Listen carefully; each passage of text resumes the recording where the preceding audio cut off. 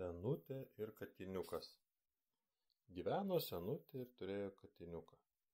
Išėjo abudu vieną kartą vantų pjauti. Pasilenkė senutė berželį, tik šlept ir nukrito lapelis katiniukui ant uodegytės. Katiniukas pradėjo rėkti. Senučiut, senučiut, dangus griūva, bėgsiu. Nebėk, katiniuk, negriūva. Tik tai vėl kitas lapelis šlept katiniukui ant uodegytės. Katiniukas vėl šaukė. Senučiut, dangus griūva, bėgsiu. Ir pasileido bėgti. Susitiko kiškį. Kiški piški, bėkim, bėkim, dangus griūva. Kasgi tau sakė? Aš pats mačiau. Man ant uodegytės buvo užgriuvęs. Ir pasileido bėgti. Susitiko lapę.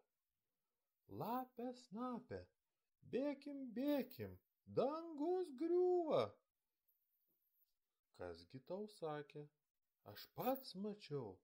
Man ant uodegytės buvo užgriuvęs. Ir pasileido bėgti. Susitiko vilką. Vilke pilke, bėkim, bėkim, dangus griūva. O kasgi tau sakė? Aš pats mačiau. Ant mano uodegytės buvo užgriuvęs.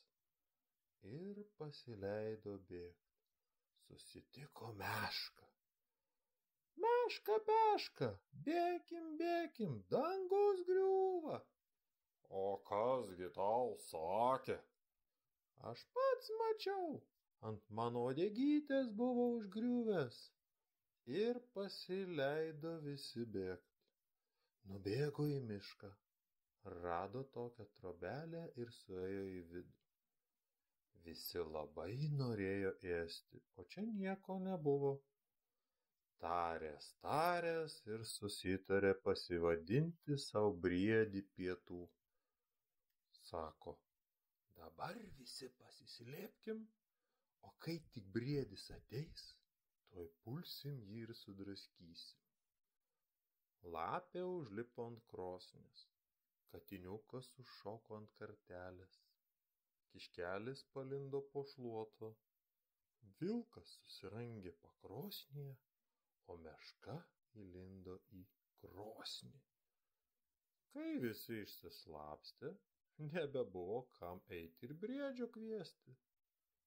Lapė nušoko nuo krosnies ir nuėjusi pas briedį sako. Briedeli, briedeli, ateik pietelių, viską prikepėm pritaisėm. Parbėgusi lapė vėl užlipo ant krosnies. Atėjo ir briedis. Kai tik duris pravėrė, puolė ant jo visi, kaip buvo susitarę. Bet lapė, iš greitumo šokdama nuo krosnės, nusisuko sprandą. Katiniukas nuo kartelės puldamas, kojeles išsilaužė. Kiškelis iš po šluotos lįsdamas, akeles išsibadė. Vilkas šokdamas iš pakrosnio, šonkaulius susilaužė. Meška, lįsdama iš krosnės, nugarkaulį persilaužė. O briedis sočiai priėdė ir parėjo